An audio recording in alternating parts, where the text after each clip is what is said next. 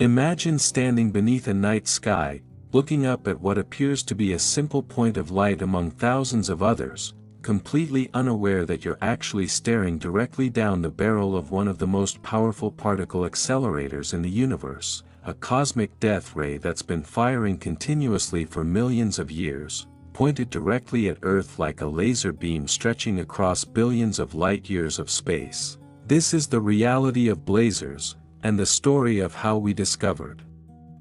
these extraordinary objects is one of the most fascinating detective stories in the history of astronomy, involving mysterious radio signals, seemingly impossible brightness variations, and the realization that we live in a universe far more violent and energetic than anyone had previously imagined.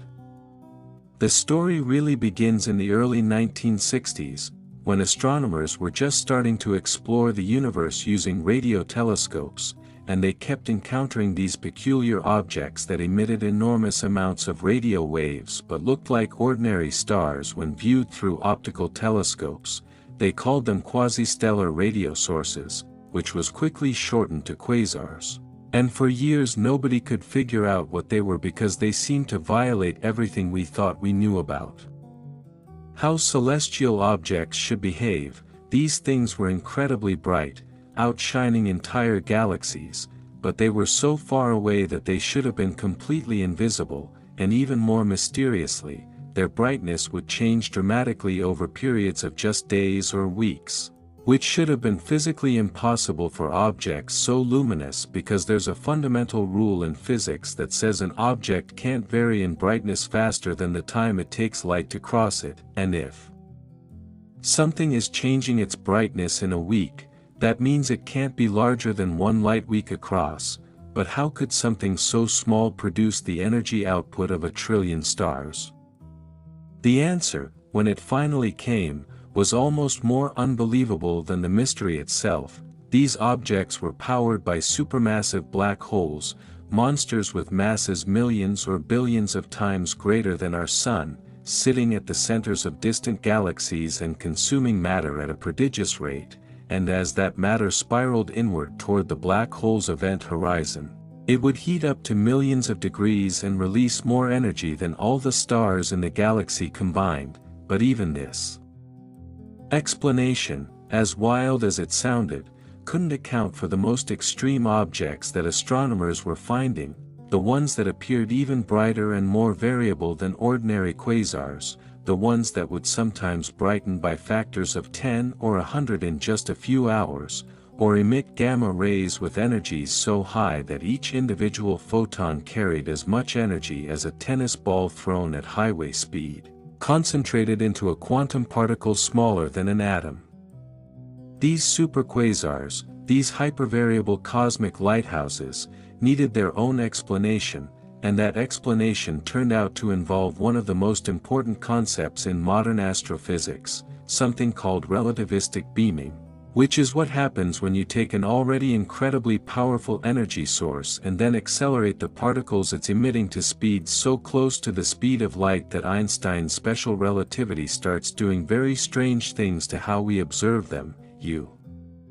see, when a black hole accretes matter, it doesn't just swallow everything that comes near it. Instead, some of that infalling material gets caught up in the intense magnetic fields that thread through the accretion disk, and these magnetic fields act like rails in a rail gun, channeling and accelerating particles outward along the black hole's rotation axis at speeds that can exceed 99.9% of light speed, creating jets that shoot out from the poles of the black hole like cosmic searchlights extending for thousands or even millions of light-years into intergalactic space. Now here's where things get really interesting, because when you're observing one of these jets from the side, you see it for what it is, a narrow beam of high-energy particles and radiation extending from the core of an active galaxy.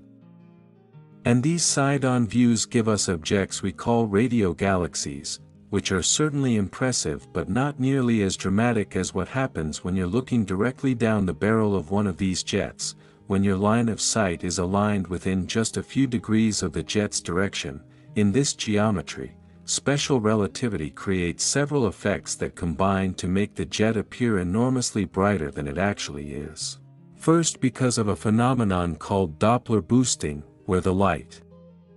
from particles moving toward you gets compressed and intensified like the sound of a siren rising in pitch as an ambulance approaches, and second, because of something called relativistic aberration, where the radiation that the particles emit gets beamed forward into a narrow cone in the direction of their motion, so instead of seeing the light spread out in all directions, you see it all focused toward you like the beam of a flashlight. And third, because time dilation means that processes happening in the jet appear to run faster from our perspective, so variations that actually take place over weeks or months appear compressed into days or hours. The combination of all these effects can make a blazar appear hundreds or thousands of times brighter than the same object viewed from a different angle, and this explains not only why blazars are so luminous but also why they're so rare. It's not that they're actually rare objects in an absolute sense, it's that we can only see blazars when we happen to be looking at an active galactic nucleus from exactly the right angle, which means that for every blazar we observe, there must be hundreds of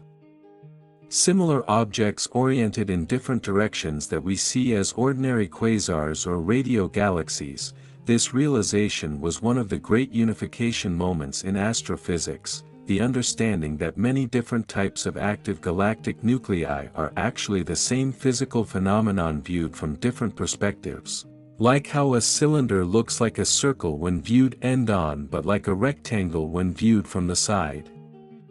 But blazars aren't just interesting because they're bright or because they teach us about relativistic effects, they're important because they represent the most extreme particle acceleration environments in the universe, places where nature has found ways to boost particles to energies that we can barely reproduce even in our most powerful particle accelerators like the Large Hadron Collider, when cosmic rays, which are high-energy particles from space, slam into Earth's atmosphere, we can detect the cascades of secondary particles they create, and for over a century scientists have been trying to figure out where these cosmic rays come from, especially the highest energy ones that seem to arrive with energies 100 million times greater than anything we can produce artificially, carrying as much kinetic energy as a well-thrown baseball concentrated into a single atomic nucleus. For decades we knew these particles had to be accelerated somewhere out in the cosmos, but we didn't know where, and blazars emerged as one of the prime suspects, because if any environment could accelerate particles to such extreme energies, it would be the chaotic, magnetic field-threaded regions near a supermassive black hole's jet. The evidence connecting blazars to cosmic rays has been building steadily over the past few decades, particularly after we started launching satellites capable of detecting gamma rays, which are the highest energy form of electromagnetic radiation and which blazars produce in abundance. The Fermi Gamma Ray Space Telescope, launched in 2008, revolutionized our understanding of blazars by revealing that the gamma-ray sky is dominated by these objects, with thousands of blazars showing up as bright sources of high-energy photons that can penetrate the detector after traveling across cosmic distances. What makes these gamma rays particularly interesting is that they can tell us about the mechanisms of particle acceleration in the jets, because when you have a population of ultra-high energy electrons or protons streaming along in a magnetic field, they'll interact with photons from the accretion disk or from nearby stars through processes like inverse Compton scattering, where a low-energy photon collides with a high-energy particle and gets boosted up to gamma-ray energies, essentially stealing energy from the particle's motion and converting it into electromagnetic radiation. By studying the spectrum of gamma rays coming from blazars, measuring how the intensity varies with photon energy, we can reconstruct what's happening in the jet, figuring out how fast the particles are moving, how strong the magnetic fields are, and what processes are responsible for the acceleration. Different blazars show different spectral characteristics, and astronomers have divided them into several subclasses based on their properties. there are flat-spectrum radio quasars or FSRQs, which tend to be more distant and luminous and show prominent broad emission lines in their optical spectra, indicating that they have lots of gas clouds orbiting near the black hole. And then there are BL Lacerti objects or BL LACs, named after the prototype object BL Lacerti, which was originally catalogued as a variable star before astronomers realized it was actually the nucleus of a distant galaxy. And these BL LACs tend to be closer and less luminous than FSRQs and show very weak or absent emission lines, suggesting that they've already consumed most of the gas in their immediate vicinity. The differences between these subclasses aren't just academic classifications, they tell us about the evolutionary stages of these objects and about the different physical conditions that can exist in the environments around supermassive black holes. An FSRQ represents a black hole in a gas-rich environment, actively feeding and producing strong jets, while a BL LAC might represent a later stage where the readily available fuel has been depleted, or perhaps a different type of host galaxy with less gas to begin with. Understanding these differences helps us piece together the life cycles of active galactic nuclei, understanding how they turn on and off over cosmic time scales, how they affect their host galaxies by injecting energy and momentum into the surrounding gas, and how they might have influenced the evolution of galaxies and the large-scale structure of the universe. One of the most remarkable things about blazars is their variability, the way their brightness can change dramatically over very short time scales, and this isn't just a curiosity, it's actually one of our most powerful tools for understanding what's happening in the jets. There's a principle in astrophysics called the light travel time argument, which says that if you see an object change its brightness significantly in a certain amount of time, then the region responsible for that brightness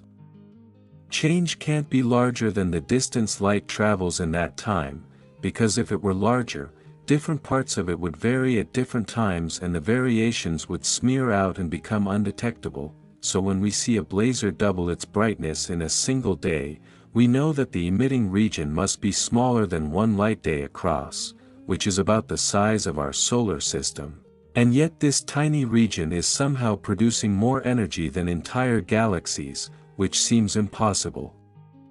until you account for the effects of relativistic beaming that we talked about earlier. But the variability goes beyond just random fluctuations. Blazars show patterns in their brightness changes that tell us about the structure and dynamics of their jets. Sometimes you'll see quasi-periodic oscillations, where the brightness rises and falls with a roughly regular rhythm, which might be caused by instabilities in the jet flow or by orbiting concentrations of particles spiraling around the black hole before being ejected, and other times you'll see sudden outbursts called flares, where the brightness spikes dramatically over hours or days before gradually declining, and these flares might be triggered by shock waves propagating through the jet, regions where the flow suddenly compresses and accelerates particles to even higher energies than usual, producing intense bursts of radiation across the entire electromagnetic spectrum from radio waves to gamma rays. Studying these multi-wavelength flares has become one of the most exciting areas of blazar research, because different wavelengths of light probe different physical processes and different regions of the jet, and by watching how the brightness at different wavelengths rises and falls in relation to each other, we can map out the geometry of the emission regions and figure out which particles and which acceleration mechanisms are responsible for each component of the spectrum. Radio waves are produced by lower energy electrons farther out in the jet where the flow has expanded and cooled.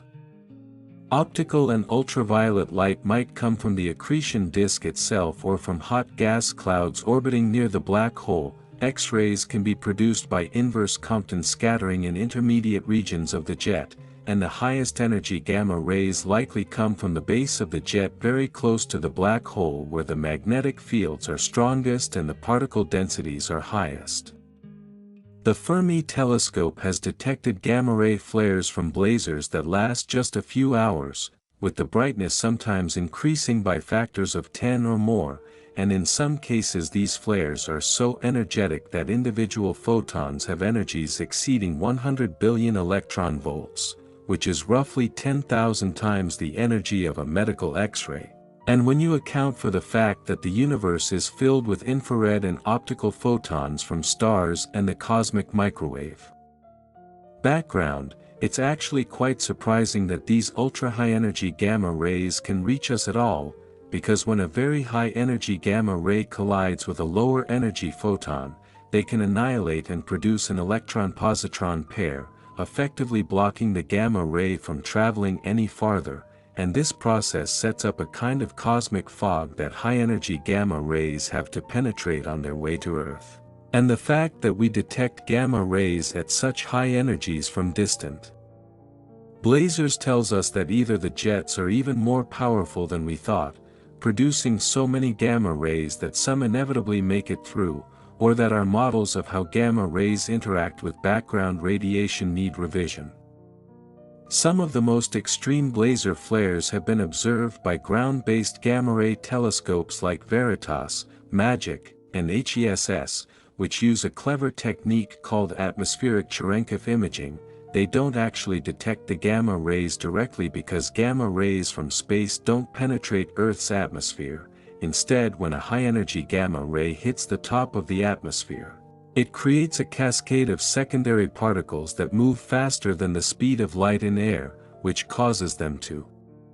emit a blue flash of Cherenkov radiation, the optical equivalent of a sonic boom, and by using arrays of large mirrors to capture these brief flashes, astronomers can reconstruct the energy and direction of the original gamma ray and build up images of the gamma ray sky with better angular resolution than space-based telescopes can achieve. These ground-based observations have revealed that some blazars emit gamma rays with energies exceeding 1 trillion electron volts, entering the regime of TeV gamma rays where each photon carries more than 1,000 times the rest mass energy of an electron. And detecting these ultra-high-energy photons from blazars billions of light-years away is remarkable not just because it tells us about extreme particle acceleration but because it also allows us to probe the cosmic infrared background. All the infrared light produced by stars and galaxies throughout cosmic history, because as those TeV gamma rays travel across intergalactic space, they interact with infrared photons and get absorbed, and by measuring how many TeV gamma rays from distant blazars actually reach us, we can infer how much infrared light fills the universe, essentially using blazars as cosmic probes of the history of star formation across billions of years. In September 2017, something extraordinary happened that elevated blazars from interesting astrophysical objects to crucial players in the emerging field of multi-messenger astronomy, the IceCube Neutrino Observatory, a detector made of thousands of sensors embedded in a cubic kilometer of ice at the South Pole, detected a high-energy neutrino arriving from space, and neutrinos are incredibly elusive particles that rarely interact with matter. They can pass through the entire Earth without being affected, so detecting even one cosmic neutrino is remarkable. But what made this detection special was that IceCube was able to determine the direction the neutrino came from with enough precision to identify a potential source. And when they pointed other telescopes in that direction, they found an active blazar called TXS0506+056 that happened to be in an elevated state of activity, flaring brightly in gamma rays at exactly the time the neutrino arrived. This was potentially the first time anyone had identified the source of a high-energy neutrino from beyond our galaxy, and if the association is real, it has profound implications, because neutrinos are only produced by certain types of particle interactions, specifically when protons collide with other protons or with photons and produce particles called pions which then decay into neutrinos. And this means that if blazars are producing high-energy neutrinos, they must be accelerating protons, not just electrons, And those ultra-high energy protons could be the cosmic rays we've been trying to find the source of for over a century. The detection sparked intense follow-up observations, with telescopes around the world and in space monitoring TXS 0506 plus 056 and other blazars to look for correlations between neutrino arrivals and electromagnetic flares. And while the evidence is still being debated and we need more detections to be certain, the TXS 0506 plus 056 event opened up the possibility of using neutrinos as a new way to study blazars and active galactic nuclei, seeing aspects of their behavior that are invisible to conventional telescopes. The fact that we're now observing blazars using not just light but also neutrinos, and potentially gravitational waves in the future, represents a fundamental shift in how we do astronomy. We're moving from a universe we can only see to a universe we can hear and feel through multiple messenger particles. And blazars are particularly important for this multi-messenger approach because they're so luminous and variable across all wavelengths and potentially across all types of messengers. Every new way of observing the cosmos has led to unexpected discoveries. Radio astronomy revealed pulsars and quasars, X-ray astronomy showed us neutron stars and black holes, gamma-ray astronomy opened up the high-energy universe of blazars and gamma-ray bursts, and neutrino astronomy is likely to reveal completely new aspects of the most extreme environments in nature. And the fact that all these different messengers seem to be telling us about the same objects, about blazars and active galactic nuclei, suggests that these systems really are the key to understanding cosmic particle acceleration and the most energetic processes in the universe. The physics happening in blazar jets is so extreme that it pushes our understanding of matter and energy to their absolute limits, creating conditions that we simply cannot replicate on Earth no matter how sophisticated our laboratories become. Think about what it means for particles to be accelerated to 99.999% of the speed of light. At those velocities, the effects of special relativity become so pronounced that a particle's mass effectively increases by factors of thousands or millions, making it incredibly resistant to further acceleration. And yet somehow the magnetic fields and shock waves in these jets manage to pump enough energy into individual protons and electrons that they achieve energies we can barely measure. The mechanisms behind this acceleration are still not fully understood, but we have several competing theories, each of which probably plays some role depending on the specific conditions in different parts of the jet. One of the leading candidates is a process called diffusive shock acceleration, which sounds complicated but is actually based on a fairly simple principle. Imagine a shock wave propagating through the jet, a region where the velocity suddenly changes and the plasma compresses, creating a boundary between fast-moving material upstream and slower material downstream. Charged particles can cross back and forth across this boundary, and each time they cross, they gain a little bit of energy from the difference in flow velocities on either side, like a tennis ball bouncing between the walls of a closing vise. And because the particles are moving at nearly the speed of light, they can cross the shock many times before escaping, gradually building up enormous energies. Through this repeated acceleration process, the beauty of diffusive shock acceleration is that it naturally produces a power law energy distribution, meaning you get lots of low-energy particles, fewer medium-energy particles, and a small number of ultra-high-energy particles, which is exactly what we observe when we measure the spectrum of cosmic rays arriving at Earth.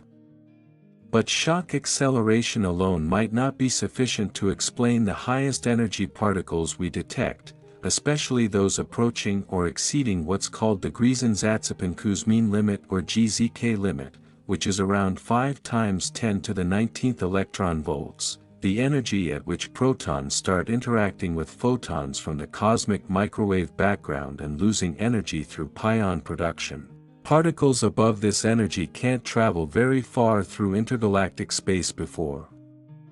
being degraded, which means they must be produced relatively nearby in cosmic terms, within maybe a few 100 million light-years, and this has led to intense speculation about what types of objects could possibly accelerate particles to such extreme energies. Blazars are certainly candidates, especially the most powerful ones with the strongest jets. But there are also other possibilities like the shock waves from supernovae, the environments around spinning neutron stars called pulsars, or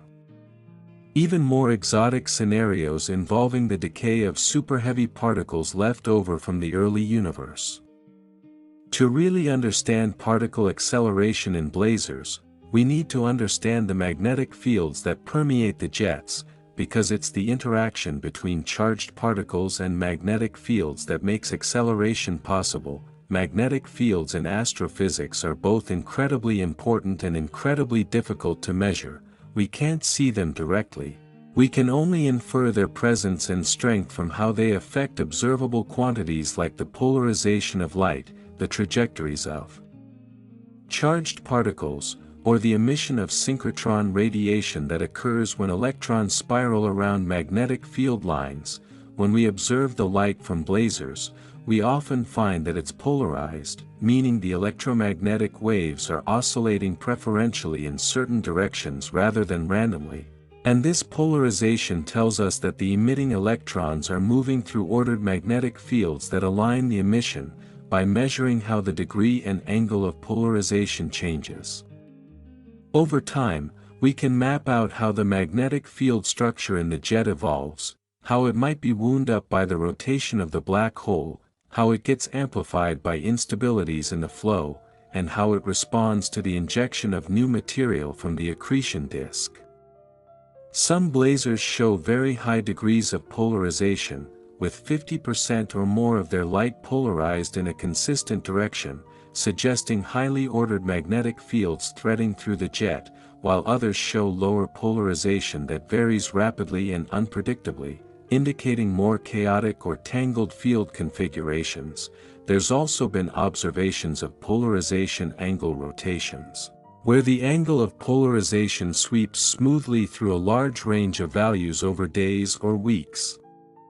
And these rotations might be caused by helical magnetic field structures in the jet, like a corkscrew pattern where the field lines spiral around the jet axis, or they might result from shock waves propagating through a region with a gradient in the magnetic field direction. Understanding these polarization signatures is crucial because the magnetic field structure determines how efficiently particles can be accelerated and how that energy gets converted into the radiation we observe. The relationship between the magnetic field and the jet's kinetic energy is described by a quantity called the magnetization parameter, which is essentially the ratio of magnetic energy to kinetic energy in the flow, and this parameter plays a critical role in determining the jet's behavior. Jets that are magnetically dominated, where the magnetic field carries most of the energy, tend to remain collimated and stable over enormous distances, with the magnetic pressure preventing the jet from spreading out and dissipating, while jets that are kinetically dominated, where most of the energy is in the bulk motion of the plasma, are more prone to instabilities and might produce more dramatic flares and brightness variations. There's evidence that the magnetization can vary along the length of the jet and over time, with magnetic energy perhaps being converted to kinetic energy through reconnection events or other processes, and understanding this energy conversion is essential for modeling how jets launch from the black hole, how they transport energy across intergalactic distances, and how they eventually deposit that energy into the surrounding environment.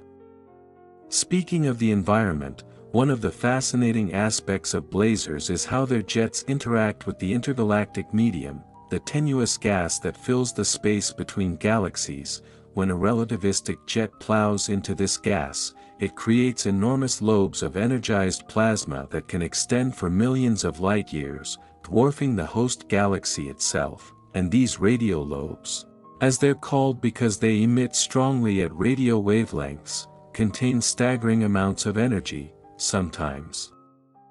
equivalent to the rest mass energy of millions of suns completely converted to electromagnetic radiation and particle motion. the energy injected by jets can have profound effects on galaxy evolution, heating gas that would otherwise cool and collapse to form new stars, essentially providing a feedback mechanism that regulates star formation and might explain why the most massive galaxies in the universe seem to have stopped forming stars despite containing vast reservoirs of gas. This feedback process, called AGN feedback or active galactic nucleus feedback, has become one of the central concepts in modern galaxy formation theory, because simulations of galaxy evolution that don't include it produce galaxies that are too massive and too blue compared to what we actually observe. By including the energy injection from supermassive black holes and their jets, simulations can better reproduce the observed properties of galaxies, suggesting that the growth of galaxies and the growth of their central black holes are intimately connected through these feedback processes. Blazars, with their jets pointed toward us, give us a unique perspective on this feedback because we're looking directly into the mechanism that's pumping energy into the intergalactic medium. We can watch in real time as the jet varies in power and see how those variations propagate outward and affect the surrounding gas.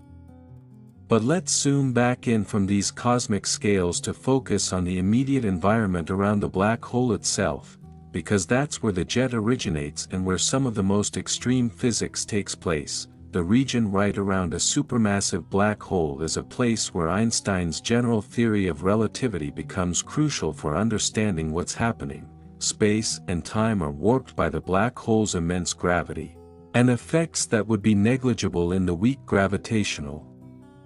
fields we experience on Earth become dominant. One of the key concepts is the ergosphere, a region outside the event horizon where spacetime itself is being dragged around by the black hole's rotation, and anything in the ergosphere, including magnetic field lines, is forced to rotate with the black hole whether it wants to or not. This frame dragging effect, as it's called, is a prediction of general relativity that was confirmed here on Earth by the Gravity Probe B satellite, but around a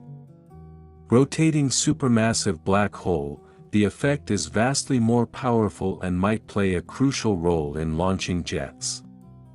The Blandford's-Najek mechanism, named after the astrophysicists who proposed it in 1977, describes how a rotating black hole can extract energy from its own rotation and channel it into a jet through electromagnetic processes. The idea is that magnetic field lines threading through the ergosphere get twisted by the frame dragging effect, building up electromagnetic stress. And this stress can be released by accelerating particles along the field lines away from the black hole, essentially converting the black hole's rotational energy into jet power. The mechanism requires a strong magnetic field anchored in the accretion disk and threading through the black hole's event horizon, and it predicts that the jet power should scale with the square of the black hole's rotation rate and the square of the magnetic field strength, so the fastest spinning black holes with the strongest magnetic field should produce the most powerful jets, which might explain why some active galactic nuclei have jets and others don't. The accretion disk itself is an incredibly complex and dynamic structure, a swirling disk of hot gas spiraling inward toward the black hole, heated by friction and gravitational compression to temperatures of millions of degrees in its inner regions. The disk emits across the electromagnetic spectrum, from radio waves generated in its outer parts to ultraviolet and X-rays from its superhot inner edge. And this multi-temperature emission creates what's called the big blue bump in the spectrum of quasars and blazars, a broad excess of emission in the ultraviolet and optical wavelengths. The physics of accretion disks is challenging because you have to account for magnetohydrodynamics, the interaction of magnetic fields with electrically conducting fluids, radiation pressure from all the light being emitted, general relativistic effects near the black hole, and various instabilities that can cause the disk to become turbulent and lumpy rather than smoothly symmetric.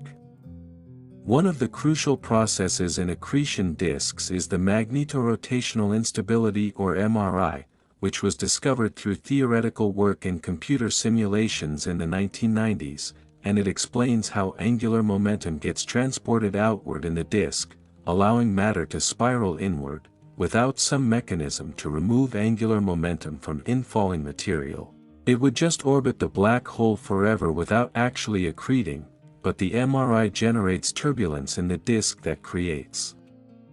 effective viscosity, allowing the inner parts of the disk to lose angular momentum to the outer parts and fall inward while the outer parts gain angular momentum and expand outward. This process converts gravitational potential energy into heat and radiation, making the disk glow. And it also winds up magnetic fields and might contribute to jet launching by building up magnetic pressure that eventually erupts in magnetically driven outflows. The innermost stable circular orbit or ISCO is a critical boundary in the accretion disk, the radius inside which there are no stable orbits, and anything that crosses it will plunge into the black hole within a fraction of an orbital period. For a non-rotating black hole, the ISCO is at 3 times the Schwarzschild radius, but for a maximally rotating black hole, it can be as close as about 1.5 times the gravitational radius, right up against the event horizon, and this difference matters enormously because the closer material can orbit before falling in, the more gravitational potential energy it can release as radiation, so rapidly spinning black holes can convert a higher fraction of infalling mass into energy, potentially up to 42% compared to just 6% for a non-rotating black hole. This is why the spin of the black hole is such an important parameter in models of blazars and quasars. It affects both how much power the accretion disk can produce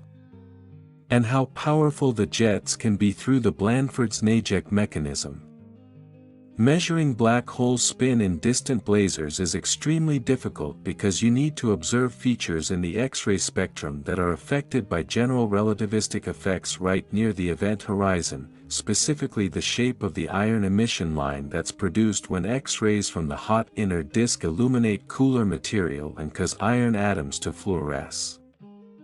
In a non-relativistic situation, this iron line would appear as a narrow spike at a specific energy, but near a black hole, the line gets broadened and skewed by several effects. Doppler shifting from the disk's rotation makes one side of the line shifted to higher energies and the other side to lower energies. Gravitational redshift reduces the energy of all the photons as they climb out of the black hole's gravitational well, and relativistic beaming makes the approaching side of the disk appear brighter than the receding side. By carefully modeling the shape of this iron line, astronomers can infer the radius of the inner edge of the accretion disk, and from that, determine how fast the black hole is spinning. The results from such studies have been somewhat surprising. They've found that many supermassive black holes appear to be spinning quite rapidly, with spin parameters often exceeding 0.9 on a scale where 1 represents maximal rotation. And this suggests that these black holes have grown primarily through sustained accretion rather than through random mergers with other black holes. Because accretion tends to spin black holes up as material consistently adds angular momentum in one direction, while mergers can spin them down if the merging black holes had different orientations. The high spins measured in many blazars support the idea that jet production requires rapid rotation, though there are also examples of powerful jets from black holes that don't appear to be spinning particularly fast, suggesting that accretion disk properties and magnetic field strength might be equally or more important than spin alone. Beyond the accretion disk, there's often a population of gas clouds orbiting the black hole at larger distances, moving at thousands of kilometers per second in the intense gravitational field. And when these clouds are illuminated by radiation from the accretion disk, they heat up and emit light at specific wavelengths corresponding to the electronic transitions of hydrogen, helium, and other elements. These emission lines are what allow us to determine the masses of supermassive black holes. In distant quasars and blazars, because the width of the lines tells us how fast the clouds are moving, and from the velocity and the assumption that the clouds are gravitationally bound, we can calculate the mass of the central object using Kepler's laws. essentially the same principle that allows us to measure the mass of the Sun from the orbital speeds of planets. The technique is called reverberation mapping when it's done carefully by measuring the time delay between variations in the continuum emission from the disk and the responding changes in the emission lines from the clouds, but even crude measurements of line widths can give reasonable black hole mass estimates. What we've learned from these mass measurements is that supermassive black holes come in an enormous range of sizes, from a few million solar masses in relatively modest active galaxies to tens of billions of solar masses in the most extreme cases like the black hole in the giant elliptical galaxy Messier 87, which was famously imaged by the Event Horizon Telescope in 2019, showing the shadow of the event horizon silhouetted against the glowing accretion flow. Blazars tend to host black holes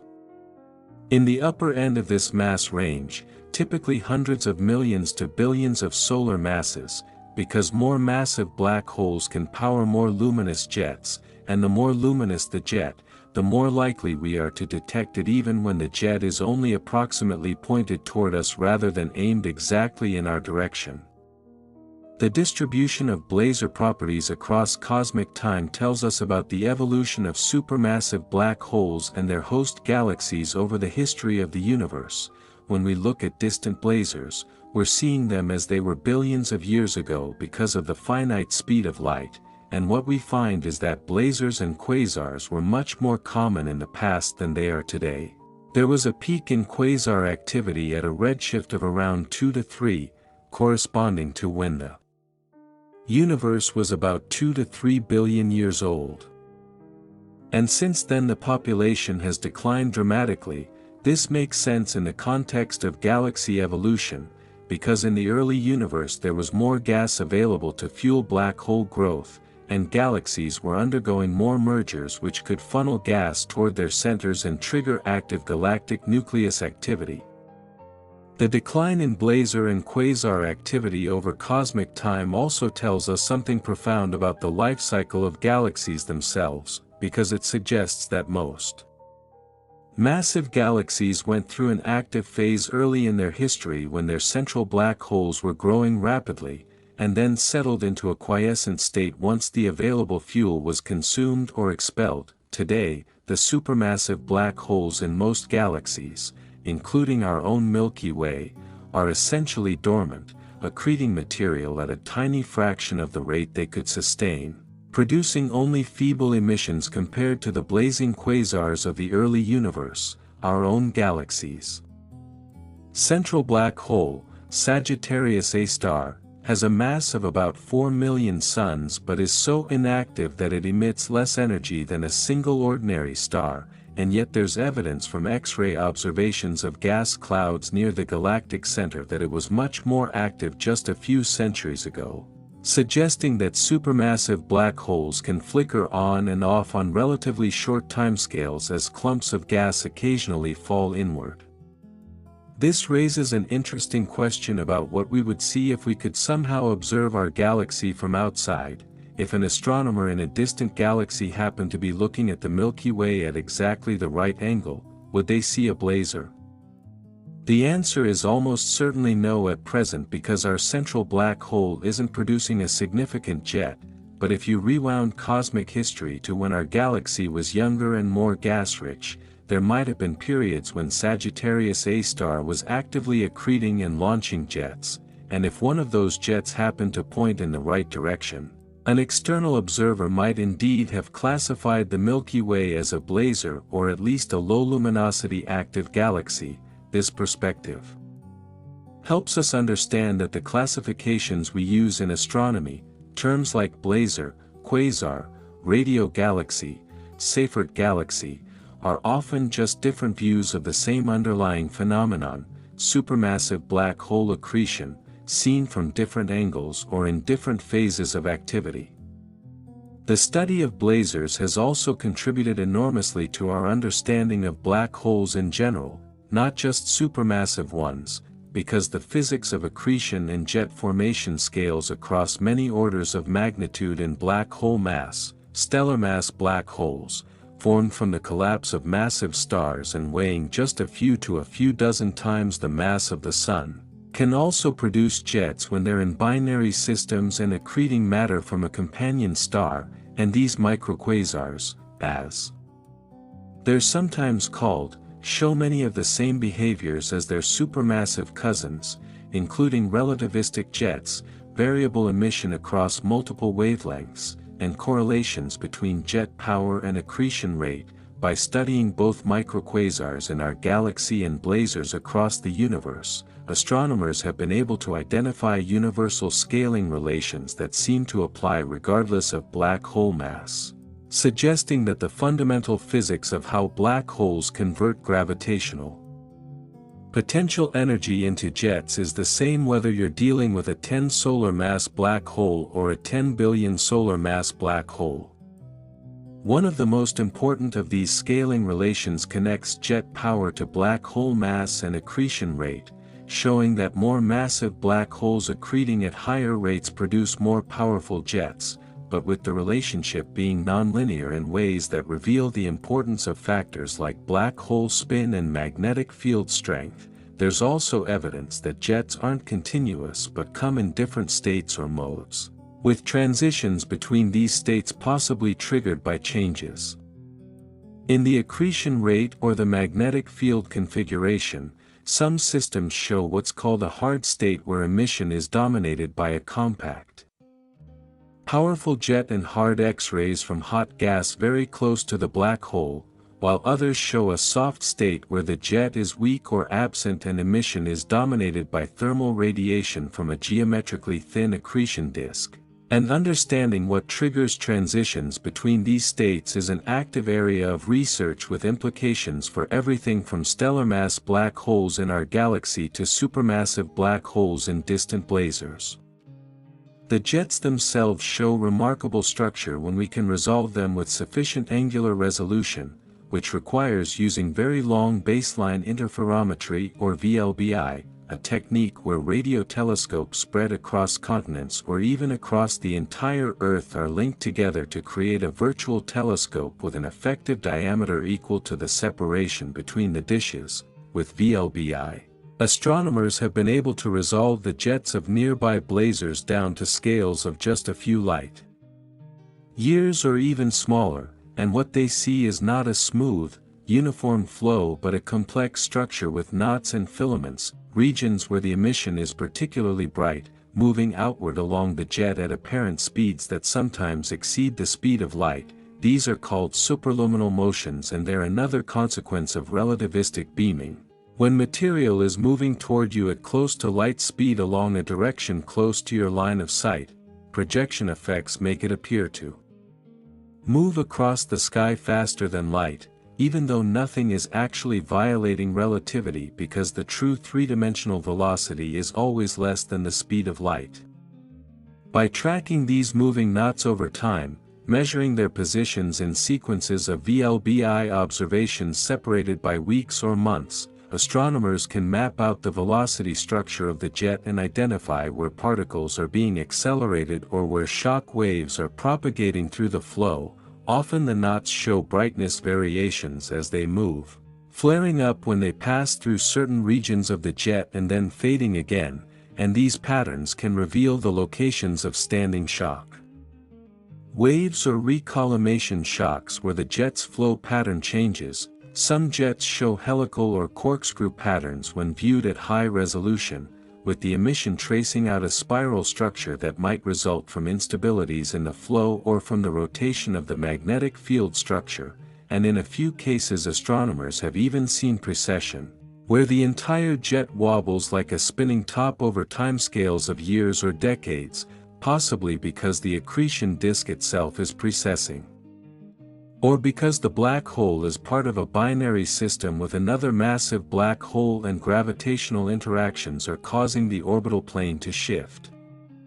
The Event Horizon Telescope or EHT, which made headlines in 2019 for producing the first image of a black hole's shadow in the galaxy M87, represents the cutting edge of VLBI technology. Using radio telescopes at millimeter wavelengths spread across the globe to achieve angular resolutions fine enough to see features comparable in size to the event horizon of a supermassive black hole tens of millions of light-years away, M87 is a radio galaxy rather than a blazar because its jet points off to the side from our perspective rather than toward us, but the EHT observations revealed the base of that jet in unprecedented detail, showing a ring of emission surrounding a dark shadow that corresponds to the photon sphere, the region where gravity is so strong that light can orbit the black hole, and within that ring they could see asymmetries caused by Doppler boosting from the rotating accretion flow. The EHT team has plans to observe more sources including potentially some blazars, and if they can catch a blazar with the full array, they might be able to see the launching region of the jet itself, the place where magnetic fields extract energy from the black hole or the inner accretion disk and funnel it into the collimated outflow, directly confirming or refuting our theoretical models of jet formation. Another tool that's revolutionizing our understanding of blazars is time-domain astronomy, the systematic monitoring of the sky to detect things that change over time rather than just cataloging what's out there at a single moment. Dedicated surveys like the Zwicky Transient Facility, the All-Sky Automated Survey for Supernovae, and the upcoming Vera Rubin Observatory will repeatedly image large areas of sky, building up time series of brightness measurements for millions of objects including thousands of blazars, and by analyzing these light curves statistically we can identify different classes of variability, distinguish between different physical mechanisms, and potentially predict when dramatic flares are about to occur. There's growing evidence that blazar variability isn't entirely random but contains quasi-periodic components and correlations across different wavelengths that hint at underlying physical periodicities, perhaps related to the orbital period of material in the accretion disk or to oscillation modes in the jet structure. Machine learning and artificial intelligence are starting to play a major role in analyzing the flood of data from time-domain surveys and multi-wavelength monitoring campaigns, because the sheer volume of information being collected exceeds what human astronomers can process manually. Neural networks can be trained to recognize different types of variability patterns, classify blazars into subgroups based on their light curves rather than their spectra, identify unusual objects that don't fit existing categories, and even predict future behavior based on past patterns. Some researchers are using machine learning to search for correlations between blazar flares and neutrino detections, trying to build on the tantalizing hint from TXS 0506 plus 056 by finding additional examples that would strengthen the statistical case for blazars as neutrino sources. And if this works, it could open up a new era of neutrino astronomy where we routinely use neutrino detections to identify the most extreme particle acceleration events happening anywhere in the universe. The connection between blazars and fundamental physics goes even deeper than just particle acceleration and relativistic effects, because blazars can actually be used as tools to test some of the most speculative ideas in theoretical physics. For example, there's a class of theories that propose quantum gravity effects might cause photons of different energies to travel at slightly different speeds through the vacuum, violating the principle that the speed of light is constant regardless of wavelength. And while these violations would be incredibly tiny under normal circumstances, they could accumulate over cosmological distances and become measurable. When a distant blazar produces a sudden flare that emits gamma rays across a range of energies, those gamma rays all leave the source at essentially the same time, but if higher energy photons travel slightly faster or slower than lower energy ones, they would arrive at Earth at different times, with the time delay proportional to the distance traveled and the energy difference. By looking for such time delays in gamma-ray flares from blazars at various distances, astronomers can set limits on possible violations of Lorentz invariance, the fundamental symmetry that underlies special relativity, and so far the data shows no evidence for such violations, which constrains or rules out entire classes of quantum gravity theories.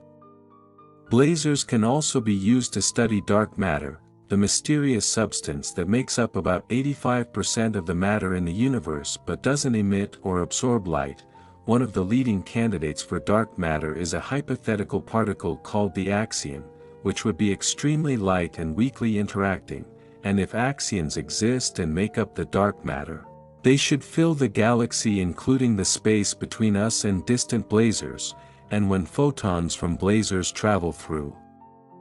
regions with strong magnetic fields, there's a small probability that they could convert into axions and then convert back into photons, and this conversion would create subtle oscillations in the spectrum of the blazar that might be detectable with sensitive observations. Searches for these spectral features in blazar data haven't found convincing evidence for axions yet, but they've been able to set stringent limits on the properties axions could have, narrowing down the parameter space where dark matter particles might be hiding. The environmental impact of blazars on their surroundings extends far beyond their immediate host galaxies, because when these relativistic jets propagate through galaxy clusters or groups, they can affect the entire cluster environment. Galaxy clusters are the largest gravitationally bound structures in the universe, containing hundreds or thousands of galaxies embedded in vast halos of hot gas that emit X-rays, and this intracluster medium makes up more mass than all the stars in all the galaxies combined, representing the majority of the normal matter in the cluster. When a powerful jet from a central blazar or radio galaxy plows into this hot gas, it excavates enormous cavities or bubbles, pushing the gas aside and creating low-density regions that can be hundreds of thousands of light-years across. These bubbles are clearly visible in X-ray images of clusters as dark regions where the emission is depleted, and they represent regions where the jet has displaced the gas and inflated the bubble with relativistic plasma and magnetic fields. The energy required to create these cavities is staggering, often equivalent to more than 10 to the 60th ergs, which is comparable to the energy output of a supernova multiplied by 100 billion, and this energy injection has important consequences for the thermal state of the cluster. Without some source of heating, the hot gas in galaxy clusters should cool radiatively over timescales of hundreds of millions of years, condensing toward the center and forming new stars at rates of hundreds of solar masses per year, but observations show that this cooling catastrophe doesn't happen in most clusters. Star formation rates are much lower than predicted, and the reason appears to be AGN feedback from the central black hole, whose jets and outflows heat the gas and prevent it from cooling catastrophically. Blazars represent an extreme version of this feedback where the jet happens to be pointed in our direction, but the same physical process operates in radio galaxies and other AGN that heat their environments through jets and outflows. Understanding this feedback cycle is crucial for cosmology and structure formation because it affects the baryon fraction in clusters, the ratio of normal matter to dark matter, and this ratio is related to fundamental cosmological parameters like the density of matter in the universe and the nature of dark energy. If we don't account for how AGN feedback removes baryons from the centers of clusters or prevents them from cooling and forming stars, we'll misinterpret the observations and derive incorrect values for cosmological parameters. So in a very real sense, understanding blazars and AGN feedback is necessary for understanding the large-scale evolution and composition of the universe itself. The question of how jets remain collimated over such enormous distances is one of the enduring puzzles in blazar physics, because you might expect a beam of particles and radiation to simply spread out as it travels, diverging like the beam from a flashlight, but instead we observe jets that remain narrow and well-focused over distances of millions of light-years. The answer seems to involve a combination of magnetic confinement, where the magnetic field wrapped around the jet acts like a magnetic nozzle preventing expansion, and external pressure from the surrounding medium, where the gas that the jet is propagating through pushes back on the jet and confines it. There might also be internal recollimation shocks where the jet periodically reconverges on itself, and velocity shear between the fast-moving jet spine and slower outer layers could produce instabilities that actually help maintain collimation rather than disrupting it.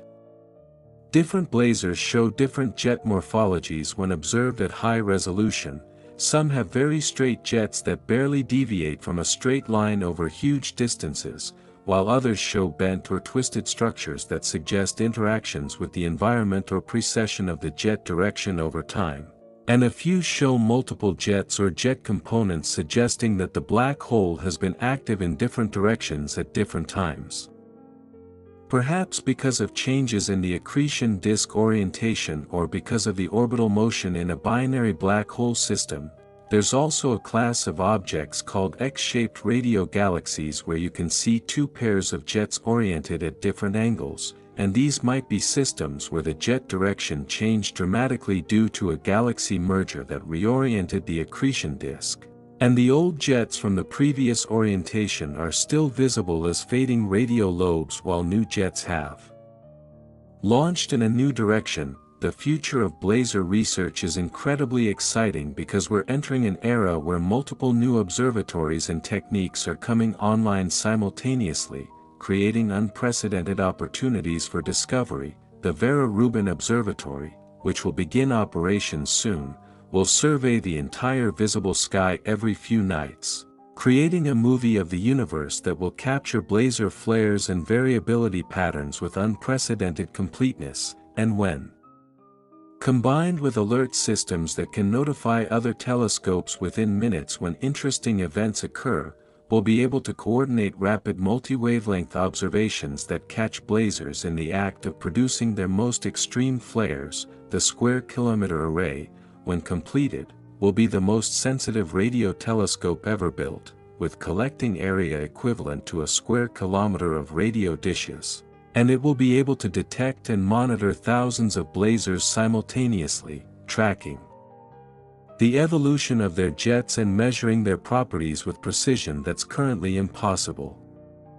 In space, new gamma-ray missions are being planned that will extend our view to even higher energies and better time resolution than Fermi provides, and these will work in coordination with ground-based Cherenkov telescope arrays that are being expanded and upgraded, creating a continuous coverage of the gamma-ray sky from tens of millions of electron volts up to hundreds of trillions of electron volts. The next generation of neutrino detectors, including expansions of IceCube and entirely new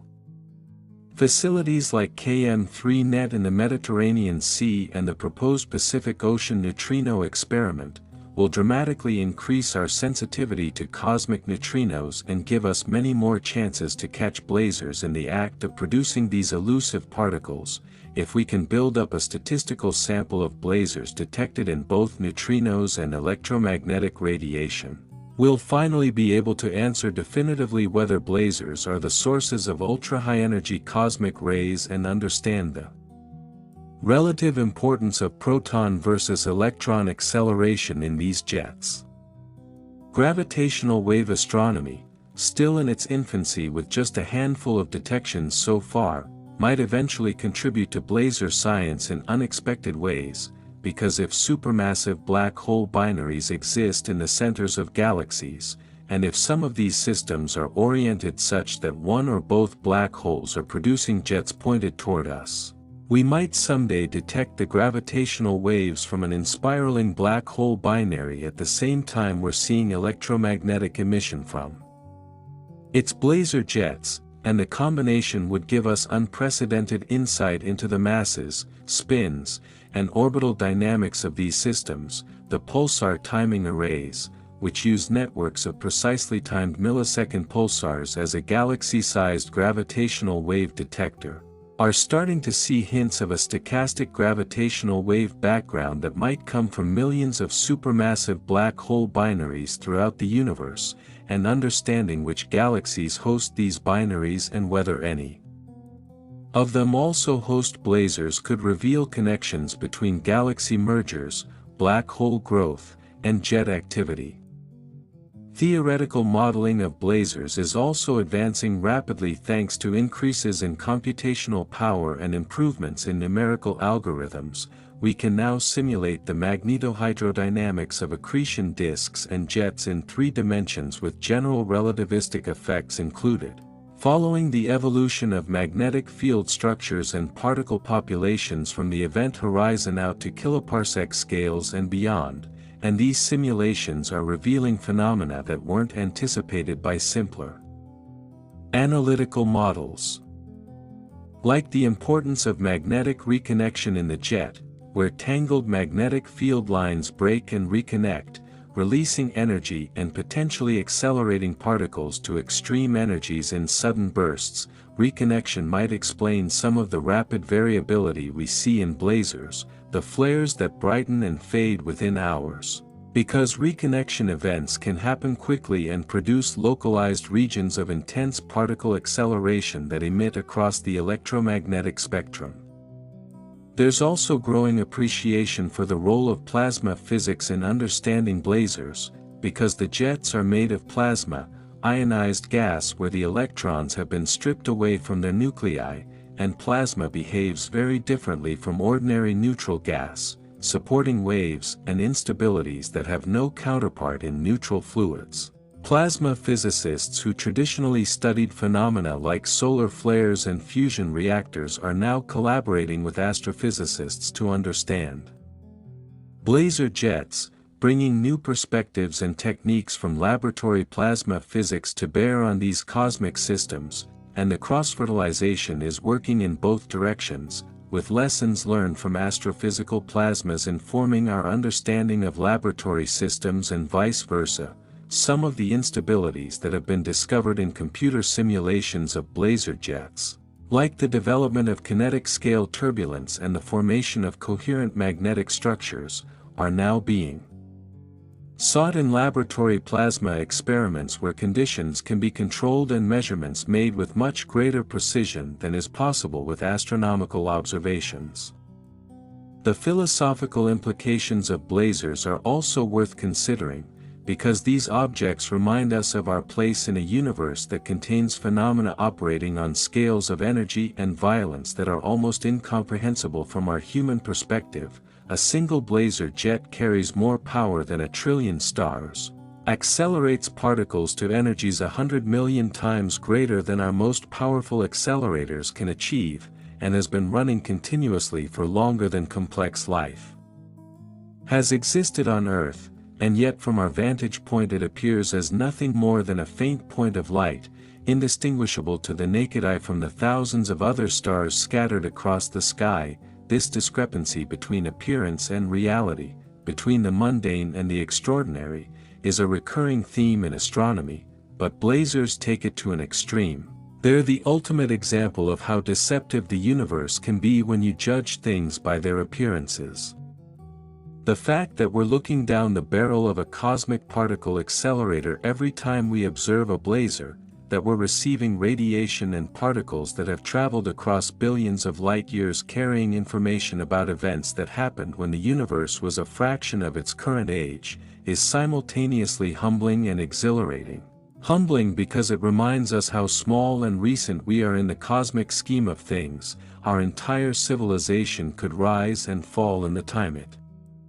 takes light to travel from a distant blazar to Earth, and yet exhilarating because we've developed the intellectual tools and technological capabilities to understand these objects, to decode the messages encoded in the photons and particles they send us, to reconstruct what must be happening in environments we'll never visit and can barely imagine. This is the power of science. The ability to extend our perception beyond the limitations of our senses and our immediate environment, to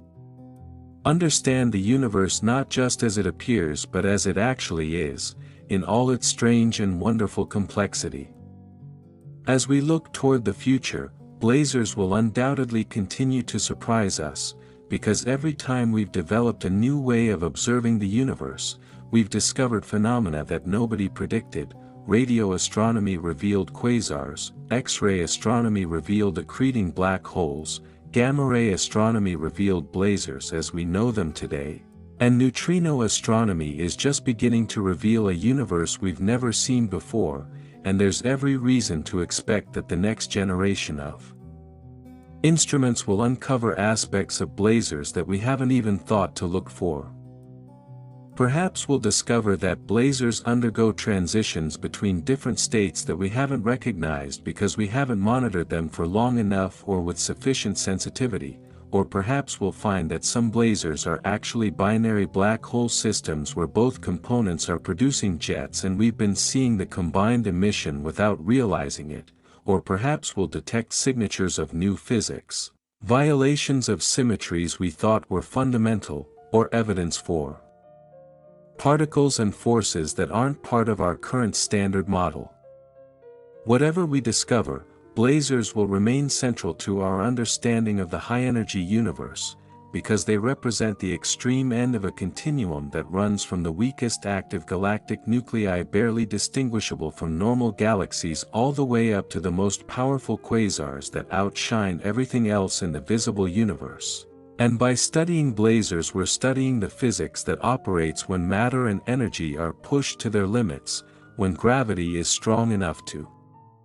warp spacetime into knots, when magnetic fields are powerful enough to confine and accelerate particles to relativistic speeds, when jets propagate at 99.9% of light speed and trigger cascades of secondary particles and radiation that span the entire electromagnetic spectrum. These are the laboratories where nature conducts experiments we can't replicate, where the fundamental laws of physics are tested under conditions we can barely simulate, and every observation,